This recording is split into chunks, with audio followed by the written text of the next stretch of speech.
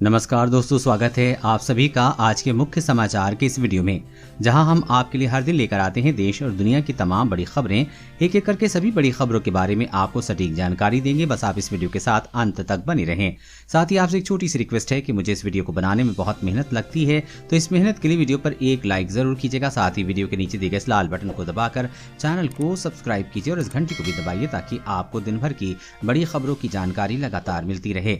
तो चलिए दोस्तों, एक एक करके सभी बड़ी खबरों के बारे में जान लेते हैं। तो दोस्तों, आज की पहली बड़ी खबर की अपडेट की बात करें तो 2 महीने में मिले कोरोना के सबसे कम केस, एक्टिव मामले 20 लाख से भी नीचे। जी हां, कोरोना वायरस की दूसरी लहर ने भारत में जमकर तांडव मचाया है और हर दिन हजारों जानें ली हैं, लेकिन इस बीच एक बार फिर राहत की खबर आ रही है। दरअसल बीते 24 घंटे में भारत में कोरोना के 1,27,000 नए मामले देखने को मिले हैं। पिछले 2 महीने में ये आंकड़ा पहली बार इतना नीचे गया है, यानी कि कोरोना की रफ्तार फिर से धीमी पड़ने लगी है। सक्रिय मामलों की बात करें तो ये आंकड़ा 18 लाख पर है और 43 दिनों में ये पहली बार अब सक्रिय मामले 20 लाख से नीचे देखे गए हैं।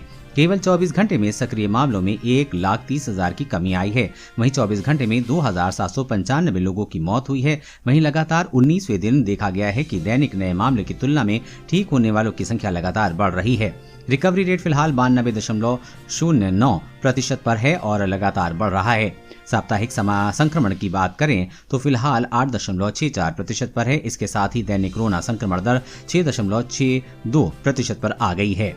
और अगली बड़ी खबर की बात करें तो झारखंड में रजनीगंधा, शिखर समेत 11 पान मसाला बैन, मैग्नीशियम कार्बोनेट मिलने पर कार्रवाई। जी हां, झारखंड में राज्य सरकार ने रजनीगंधा, पान पराग समेत 11 पान मसालों पर लगे बैन को 1 साल के लिए बढ़ा दिया है। झारखंड सरकार के food safety commissioner Arun Kumar की ओर से जारी हुए इस आदेश के मुताबिक इन पान मसालों में मैग्नीशियम कार्बोनेट मिला है, जिसमें हार्ट अटैक का खतरा रहता है। झारखंड में 11 पान मसालों पर बैन पिछले साल लगाया गया था, इसे अब 1 साल के लिए बढ़ा दिया गया है। झारखंड के फूड सेफ्टी कमिश्नर ने इस आदेश को जारी किया है। आदेश में कहा गया है कि अगर कोई उल्लंघन करता है तो उसके खिलाफ आईपीसी के तहत कड़ी कार्रवाई की जाएगी।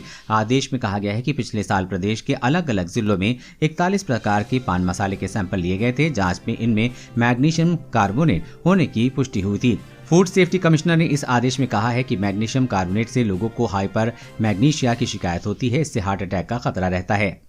और अगली बड़ी खबर की बात करें तो देश के 26 राज्यों तक पहुंचा ब्लैक फंगस, 20,000 मरीजों को इलाज जारी, इंजेक्शन की कमी। जी हां, देश में कोरोना वायरस संक्रमण के साथ ही ब्लैक फंगस बीमारी भी पैर पसार रही है। सीधे मस्तिष्क को प्रभावित करने वाली ये बीमारी अब देश के 26 राज्यों तक फैल चुकी है। जानकारी के अनुसार पूरे देश में इस समय इसके लगभग 20,000 मरीज इलाज करा रहे हैं, लेकिन बड़ी समस्या इसके इलाज में इस्तेमाल होने वाले इंजेक्शन की कमी का है। इसकी इतनी कमी है कि कुल मांग के 10% के बराबर भी इंजेक्शन उपलब्ध नहीं है। वहीं केंद्रीय रसायन और उर्वरक मंत्री ने कल जानकारी दी कि केंद्र सरकार ने राज्यों और केंद्र शासित क्षेत्रों को एम्फोटेरेसिन बी की अतिरिक्त 30,100 शीशियां आवंटित की हैं। एम्फोटेरेसिन बी का इस्तेमाल ब्लैक फंगस के इलाज में किया जाता है। ब्लैक फंगस बहुत ही घातक है और जो नाक, आंख और कई बार मस्तिष्क को बुरी तरह से प्रभावित करती है। और अगली बड़ी खबर की बात करें तो कार बता देगी ड्राइवर ने कितनी पी है शराब, नहीं होगी स्टार्ट। 20 साल के बीटेक छात्र ने बनाया खास सॉफ्टवेयर। जी हाँ, देश में हर साल लाखों सड़क हादसे होते हैं। अगर ड्राइविंग से पहले थोड़ी बहुत सावधानी रखी जाए तो सड़क हादसों में काफी कम किया जा सकता है। टेक्नोलॉजी को लेकर भी अलग अलग प्लेटफॉर्म में ऐसी कोशिशें होती रही हैं, जिनसे कि सड़क हादसों को कम किया जा सके और जान माल का नुकसान न हो। इसी दिशा में चंडीगढ़ के बीटेक के एक छात्र ने पहल की है। छात्र ने एक ऐसा ऐप बनाया है जो सीट बेल्ट ना लगाने और शराब पीए तो गाड़ी भी स्टार्ट नहीं होगी। इस ऐप में कई ऐसे फीचर्स हैं जो सड़क हादसों को रोकने में मदद करेंगे। सॉफ्टवेयर की खासियत ये है कि अगर सीट बेल्ट नहीं लगाते हैं तो कार स्टार्ट नहीं होगी। अगर कोई व्यक्ति शराब पीकर गाड़ी में बैठता है तो अल्कोहल की मात्रा 0.08% की लीगल लिमिट से अधिक है तो कार का इंजन स्टार्ट ही नहीं होगा। अल्कोहल पीने का पता स्टीयरिंग को टच करने पर उस पर लगे सेंसर के माध्यम से पता चल जाएगा कि ड्राइवर ने शराब पी है या नहीं। छात्र का मानना है कि अगर ये सॉफ्टवेयर गाड़ी के अंदर लॉन्च हो जाता है तो गाड़ी कभी एक्सीडेंट नहीं होगा और जानबूझकर अगर कोई करना चाहेगा तो भी नहीं होगा। और अगली बड़ी खबर की बात करें तो 2 अलग अलग कोरोना टीके की डोज लगवाने पर क्या होगा असर, स्टडी कराएगी सरकार। जी हाँ, भारत में जल्द ही टीकाकरण अभियान में तेजी आ सकती है। इसके लिए न सिर्फ टीके का उत्पाद रिकॉर्ड स्तर पर बढ़ाया जा रहा है, बल्कि 2 अलग अलग कंपनियों की कोरोना वैक्सीन की खुराक को मिलाकर दिए जाने पर भी विचार किया जा रहा है। National technical advisory group on immunization के तहत काम कर रही है। कोविड-19 वर्किंग ग्रुप के chairman doctor N K Arora ने बताया कि अगले कुछ हफ्तों में 2 अलग अलग वैक्सीन की मिक्सिंग कर ये जांच की जाएगी कि क्या इसके टीके का असर बढ़ रहा है। डॉक्टर एन के अरोड़ा ने बताया है कि एक डोज किसी वैक्सीन का और दूसरी डोज किसी और वैक्सीन का मिलाकर इसका रिजल्ट देखा जाएगा।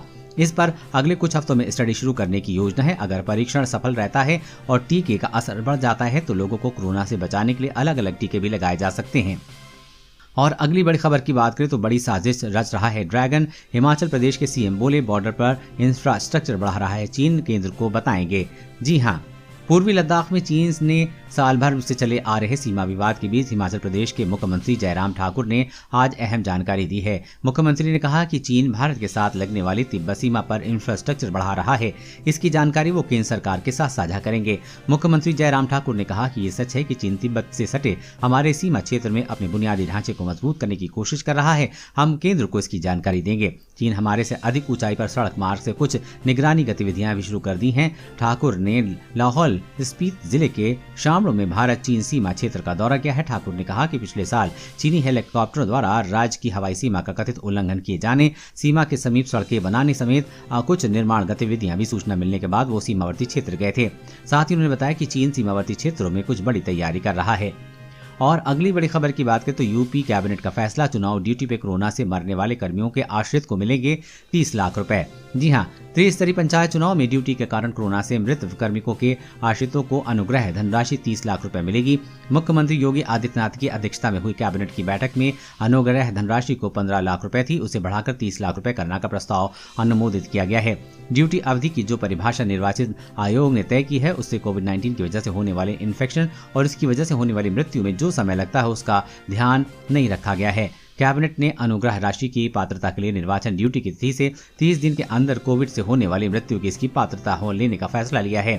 कोविड से मृत्यु के साक्ष्य के रूप में एंटीजन RT-PCR की पॉजिटिव रिपोर्ट, ब्लड रिपोर्ट तथा सिटी स्कैन में कोविड इन्फेक्शन का माना जाएगा। और अगली बड़ी खबर की बात करें तो राहुल गांधी का केंद्र पर तीखा हमला, भारत माता के सीने में खंजर का काम कर रही है वैक्सीनेशन नीति। जी हां, कांग्रेस के पूर्व अध्यक्ष राहुल गांधी ने सोमवार को आरोप लगाया कि केंद्र सरकार की शून्य टीका नीति भारत माता के सीने में खंजर का काम कर रही है। उन्होंने कोविड-19 महामारी की दूसरी लहर में बेरोजगारी बढ़ने संबंधी खबरों को लेकर भी प्रधानमंत्री नरेंद्र मोदी पर निशाना साधा है। कांग्रेस नेता ने ट्वीट कर दावा किया है कि मोदी सरकार की शून्य टीका नीति यानी कि जीरो वैक्सीन पॉलिसी भारत माता के सीने में खंजर का काम कर रही है। दुखद सच, राहुल गांधी हाल ही के दिनों में सरकार की टीकाकरण नीति को लेकर उस पर लगातार हमले कर रहे हैं। दूसरी तरफ भाजपा ने उन पर भ्रामक जानकारी फैलाने का आरोप लगाया है। इससे पहले राहुल गांधी ने आरोप लगाया था कि प्रधानमंत्री नरेंद्र मोदी की झूठी छवि बना रहे हैं। और अगली बड़ी खबर की बात करें तो दिल्ली में अब घर बैठे मिलेगी शराब, केजरीवाल सरकार ने होम डिलीवरी की दी इजाजत। जी हाँ, अरविंद केजरीवाल सरकार ने जब दिल्ली में शराब की होम डिलीवरी की इजाजत दे दी है। अब दिल्ली में मोबाइल ऐप और वेबसाइट के जरिए शराब की होम डिलीवरी होगी। इससे पहले कोरोना वायरस की महामारी के बीच छत्तीसगढ़ सरकार ने शराब की होम डिलीवरी की शुरुआत की थी। बता दें कि आबकारी अधिनियम 2021 के अनुसार L13 लाइसेंस धारकों को लोगों के घर तक शराब पहुंचाने की अनुमति होगी। साफ है कि इससे पास L13 लाइसेंस होगा वो ऑर्डर आने पर होम डिलीवरी कर सकता है। इसके अलावा नोटिफिकेशन में कहा गया है कि लाइसेंस धारक केवल मोबाइल ऐप या ऑनलाइन वेब पोर्टल के जरिए ही घरों में शराब की डिलीवरी कर सकेंगे। वहीं छात्रावास, कार्यालय और संस्थान में शराब की कोई होम डिलीवरी नहीं की जाएगी।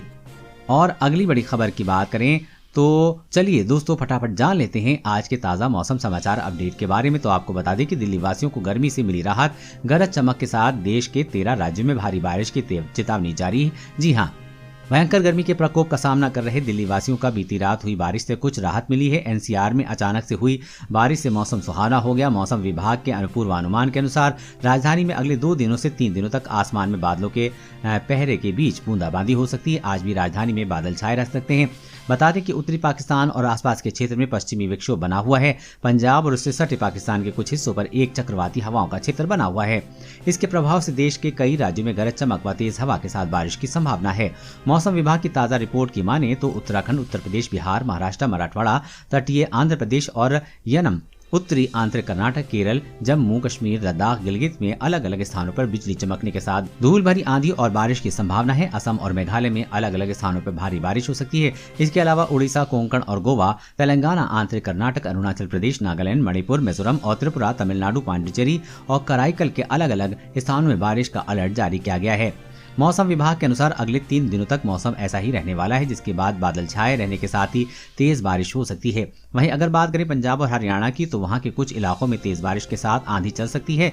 इस पर मौसम विभाग ने चेतावनी जारी करते हुए बताया कि प्री मानसून के चलते आंधी तूफान आ रहा है। इसके अलावा पश्चिमी उत्तर प्रदेश और उत्तरी राजस्थान के कुछ हिस्सों में बादलों की तेज गर्जना, धूल भरी आंधी और बारिश हो सकती है। वहीं अगले 24 घंटे के दौरान मौसम का हाल कैसा रहेगा, तो आपको बता दें कि उत्तर पूर्व भारत, तटीय कर्नाटक के कुछ हिस्सों और केरल के कुछ हिस्सों में मध्यम से भारी बारिश और गरज के साथ बौछारें पड़ने की संभावना है। लक्षद्वीप के शेष केरल, मध्य महाराष्ट्र, मराठवाड़ा, पश्चिम बंगाल और आंध्र प्रदेश के तटीय पर हल्की से मध्यम बारिश हो सकती है। आंतरिक कर्नाटक, तेलंगाना, विदर्भ, कोंकण और गोवा, पश्चिमी हिमाचल, सिक्किम और अंडमान और निकोबार द्वीप समूह में हल्की बारिश के साथ 1 या 2 स्थानों पर मध्यम बारिश हो सकती है। दोस्तों, आज की खबरों बस इतना ही। इसी तरह हर रोज काम की खबरें जानने के लिए आप हमेशा हमारे साथ जुड़े रहें। हमारे साथ जुड़ने के लिए वीडियो के नीचे दिखे इस लाल बटन को दबाएं और साथ ही इस घंटी को भी दबाइए, ताकि आपको हर खबर की सटीक जानकारी मिल सके।